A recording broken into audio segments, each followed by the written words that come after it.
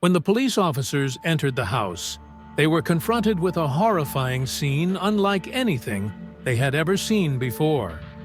The house was filled with a terrible odor, and the girl's body had literally sunken into the sofa and rotted to the bone while she was still alive.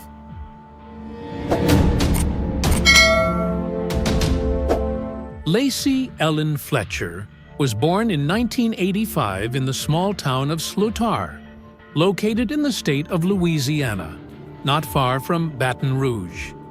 The town's population is only 1,000 people, and everyone knows each other. Typically, not much happens in such towns, but this incident made the town infamous. Lacey was the only child of Sheila and Clay Fletcher. In her childhood, she was diagnosed with autism, causing her to perceive the world differently than other children. She struggled with concentration and communication with peers, and these difficulties worsened with age. Lacey faced challenges in regular schooling and had few friends. Despite this, she was always sweet, cheerful, kind, and smiling. She also enjoyed sports and participated in them near her home. Her parents were respected members of the town community. Sheila had once worked as a prosecutor's assistant and later as an assistant to the mayor, while Clay worked for a nonprofit organization, helping people. They were religious members of the community, and no one expected such a tragedy to befall their family. At 2:30 a.m. on January 3, 2022, Sheila called 911 and reported that her daughter was not breathing. Police and paramedics who arrived at the scene found a horrifying sight in the house. Lacey's lifeless body lay on a leather couch, nearly naked.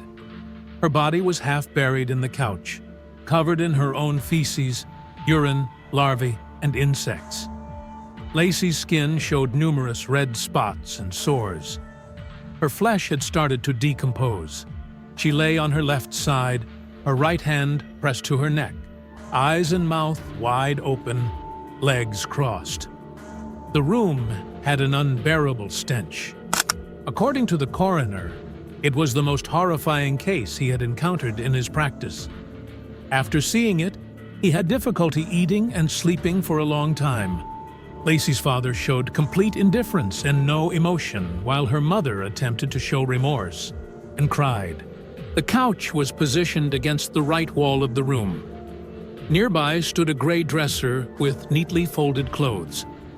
In front of the couch was a cluttered small black table, littered with bottles of lotion, talcum powder, wet wipes, nasal spray, and other items.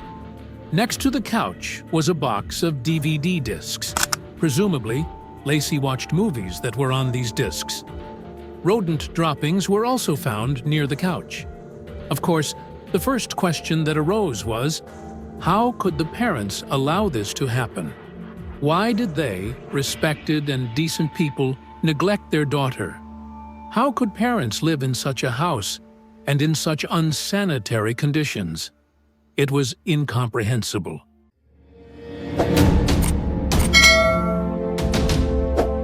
The girl was so emaciated that she weighed only 30 kilograms at the age of 36. The autopsy revealed that Lacey had not left the couch for about 12 years and had been in horrifying conditions. Her skin on the back and buttocks had turned black. She tested positive for COVID, but it was not the cause of death. The pathologist determined that the cause of death was severe medical neglect, leading to malnutrition, starvation, immobility, acute ulcer formation, and osteomyelitis. A purulent necrotic process had started in the bones, leading to sepsis. The pathologist classified the girl's death as homicide. Presumably, she died 48 hours before the 911 call. According to the parents, a couple of days before her death, they went on a weekend trip and found their daughter's body upon returning. They stated that Lacey's autism had worsened and Asperger's syndrome developed after 9th grade. They were forced to isolate her, after which she switched to homeschooling. She disappeared from sight, and neighbors hadn't seen her for 15 years. Some neighbors who had recently moved in didn't even know they had a daughter. When asked about Lacey, the parents told acquaintances that their daughter was ill and unable to leave the house.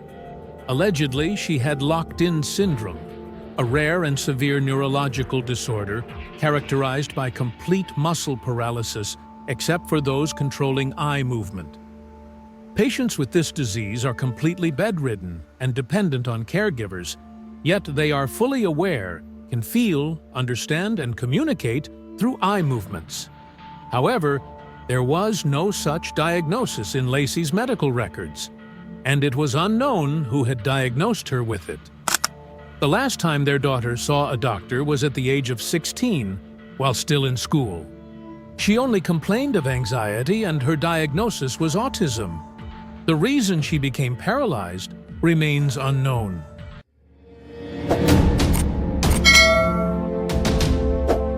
The family lived in isolation, hardly interacting with others, and no one visited them, so no one knew what was happening with Lacey.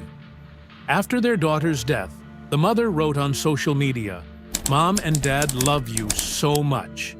64-year-old Sheila and 65-year-old Clay Fletcher were arrested on May 2, 2022, and charged with second-degree murder. They denied their guilt, claiming that their adult daughter made decisions independently. According to them, Lacey preferred a reclusive lifestyle, never leaving the house and living on the couch without getting up. They also claimed that she refused to use the toilet, preferring to relieve herself on a towel near the couch, which they would clean up. According to the parents, Lacey never complained of feeling unwell, so they didn't seek medical help for her. Her mother helped her treat skin ulcers. This seemed implausible considering the severe emaciation of the girl, who was brought to starvation and sepsis. Earlier, they claimed Lacey was paralyzed, but later said she chose this lifestyle herself. All this happened before their eyes over 12 years, during which they did nothing. Now they claim Lacey was not sick and did not need care. It also raised suspicion that Lacey died precisely when her parents were away. Throughout these years, there was no record of any medical visits for their daughter. Just 2 days after their arrest, on May 4, 2022, the parents were released on bail of $300,000 each. This decision sparked much controversy. The district attorney explained that the parents had no prior criminal record and posed minimal flight risk. Hence, they were allowed to await trial free. Sheila and Clay tried to portray themselves as grieving parents, but the public did not believe them. Local residents were shocked by the story and outraged by the parents' negligence towards Lacey. The couple's attorney released a statement saying they do not want to relive the pain of losing a child through the media, so they are not granting interviews. They have endured much emotional pain over these years. Anyone who has lost a child knows what that feels like. But is it fair to compare them to other parents who have lost children? Lacey's parents could have helped her if they had sought medical help, but perhaps they lacked the willingness to do so.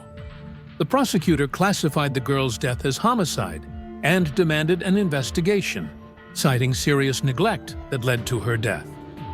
Currently, there is a discussion about how to classify the crime as involuntary manslaughter, manslaughter due to negligence, or second-degree murder.